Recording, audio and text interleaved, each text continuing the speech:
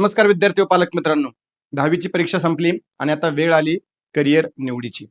म्हणून 10वी नंतर बऱ्याचदा पालक आणि विद्यार्थी विज्ञान शाखेत प्रवेश घेण्याचा विचार करतात आणि तो घेतलाही पाहिजे, 100% घेतला पाहिजे.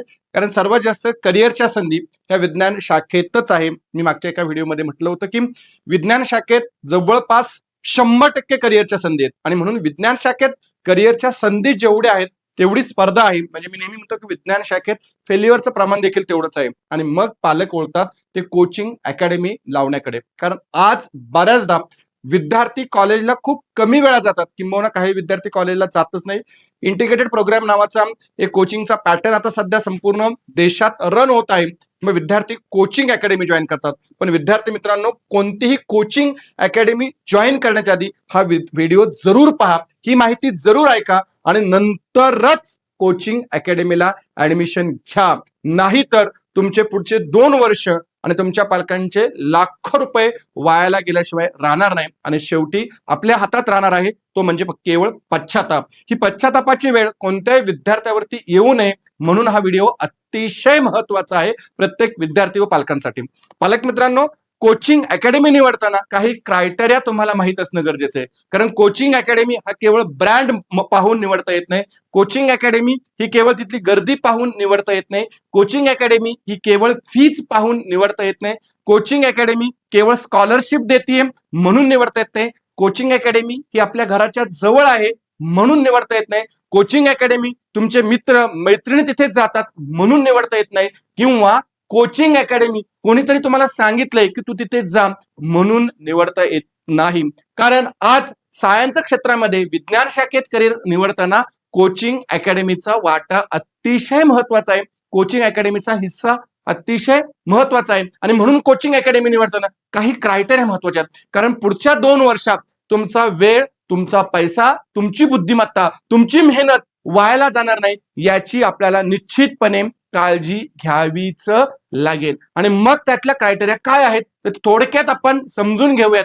कोचिंग अकॅडमी, एक लक्षात घ्या, कोणताही टीचर कधीच कंटेंट तोच असतो. मग तो दिल्ली शिकू द्यात, तो राजस्थानमध्ये शिकू द्यात, तो लातूरला असू द्यात, तो नांदेडला असू द्यात, तो पुण्यात असू द्यात, तो मुंबईला असू द्यात, किंबहुना तो संभाजीनगर, अकोला कोणत्याही शहरामध्ये असू द्यात, कंटेंट तोच असतो. परीक्षा ही तीच असते. विद्यार्थी सुद्धा त्याच वयाचे असतात. मग सिलेक्शन कसं होतं?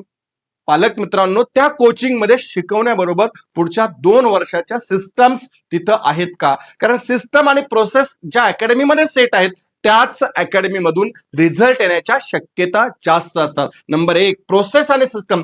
रिझल्टच्या प्रोसेस आणि सिस्टम्स असणं फार महत्वाचं आहे.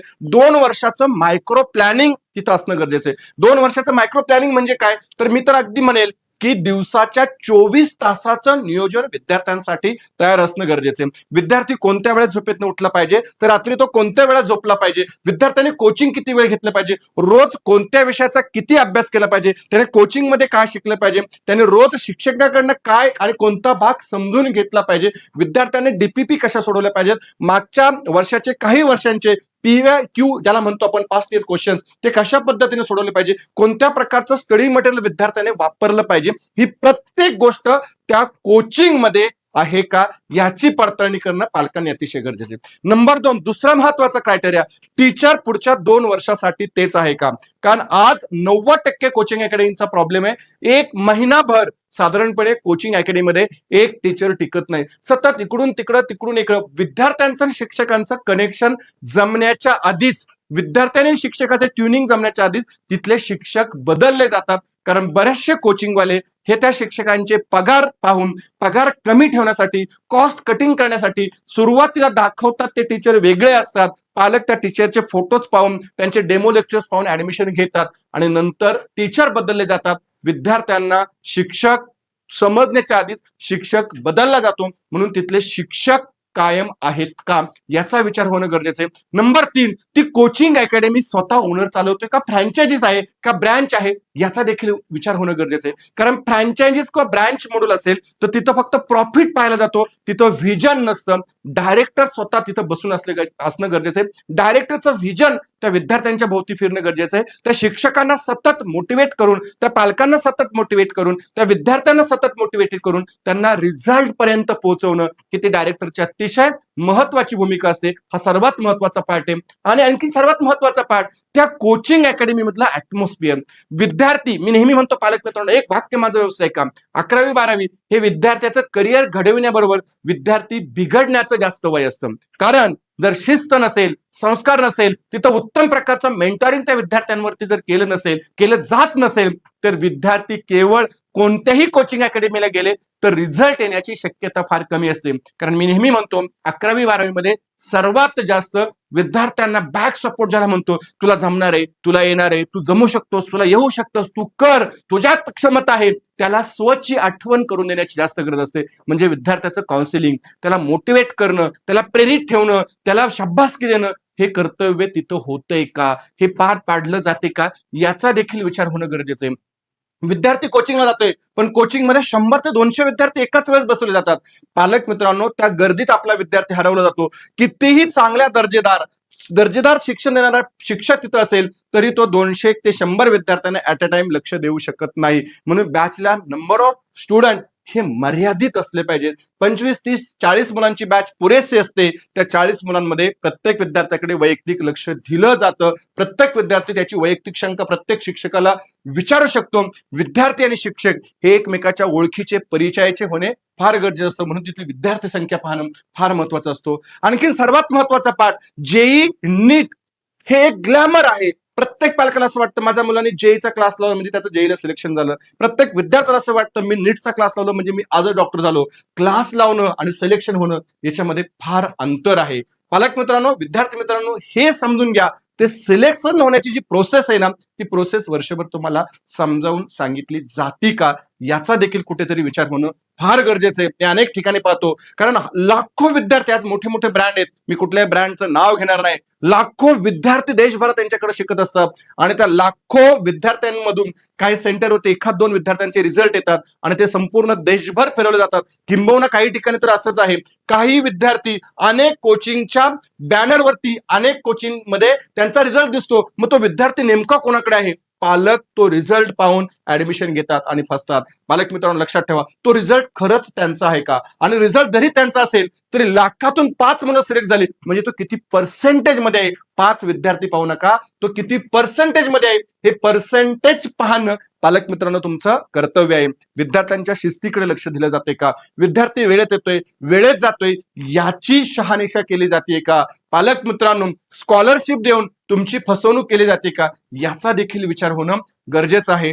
ट्रॅव्हलिंग मध्ये खूप वेळ जातोय का, याचा देखील विचार होणं फार गरजेचं आहे. मी नेहमी म्हणतो, विद्यार्थ्याला सक्सेस करण्यामध्ये कोचिंगचा किंवा कोणत्याही शिक्षकाचा हिस्सा हा फक्त 20% आहे. 80% त्या विद्यार्थ्यालाच करावं लागतं. त्याची बौद्धिक क्षमताच त्या ठिकाणी काम करत असते. नाहीतर तुम्ही 2 लाख, 4 लाख, 5 लाख रुपये फीस भरून जर विद्यार्थ्याचं सिलेक्शन झालं असतं तर मला वाटतं सर्वच श्रीमंतांची मुलं आज या स्पर्धेच्या युगात पुढे गेली असती किंवा त्यांचंच सिलेक्शन झालं असतं. पण तसं कधीही होत नाही, कारण गुणवत्ता कधीच पैशाने विकत घेता येत नाही. ती वेळ देऊन उत्तम प्रकारच्या मार्गदर्शनामध्ये त्या विद्यार्थ्यांमध्ये विकसित करावी लागते. आणि असं त्या कोचिंग मध्ये दिलं जाते का, याचा सर्वात सर्वी विचार होणं फार गरजेचं आहे. आणि म्हणून पालक मित्रांनो, कोचिंग निवडताना मी जे आधी बोललो त्याप्रमाणे ते क्रायटेरिया न पाहता मी जी आता माहिती दिली याप्रमाणे त्याची शहानिशा करा.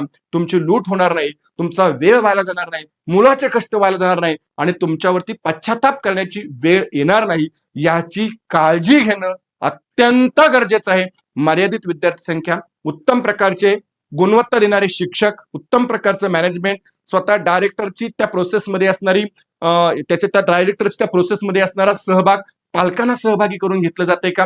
विद्यार्थ्याचं मेंटॉरिंग केलं जाते का? त्याला day to day process set करून दिली जाते का? त्याच्या बौद्धिक क्षमतेबरोबर त्याची मानसिकता तपासली जाते का, त्याच्या आरोग्याकडे लक्ष दिलं जाते का, त्याला प्रेरित केलं जाते का, आणि सर्वात महत्वाचा पार्ट त्याच्यावरचे होणारे ह्या 2 वर्षातले संस्कार महत्वाचे असतात. कारण तो उत्तम प्रकारचा डॉक्टर इंजिनियर होईलच, मे बी त्याचं सिलेक्शन होईलच, पण तो केवळ यशस्वी डॉक्टर किंवा इंजिनियर नको, तर आदर्श डॉक्टर आणि आदर्श इंजिनियर होणं ही काळाची गरज आहे. आणि हे ज्या कोचिंगमध्ये चालतं, जिथं हे पालकांना सर्व मिळणार आहे, तिथं 2 मार्क्स कमी पडले तरी चालतील पालक मित्रांनो, पण तो विद्यार्थी आदर्श विद्यार्थी किंवा आदर्श डॉक्टर आणि आदर्श इंजिनियर होणं गरजेचं आहे. आणि म्हणून पालक मित्रांनो, प्रत्यक्ष कोचिंग अकॅडमीला भेटून कुठल्याही बॅनरबाजीला, कुठल्याही सोशल मीडियावरच्या पोस्टला किंवा कुठल्याही कॉलला न भूलता, न बळी पडता आपल्या पाल्यासाठी उत्तम कोचिंगची निवड करा. जर तुम्हाला काही मदत लागली तर जरूर आमच्याशी संपर्क साधा. आम्ही तुमच्या मदतीसाठी कायम तत्पर असू आणि गरजू लोकांपर्यंत हा व्हिडिओ पोहोचवा.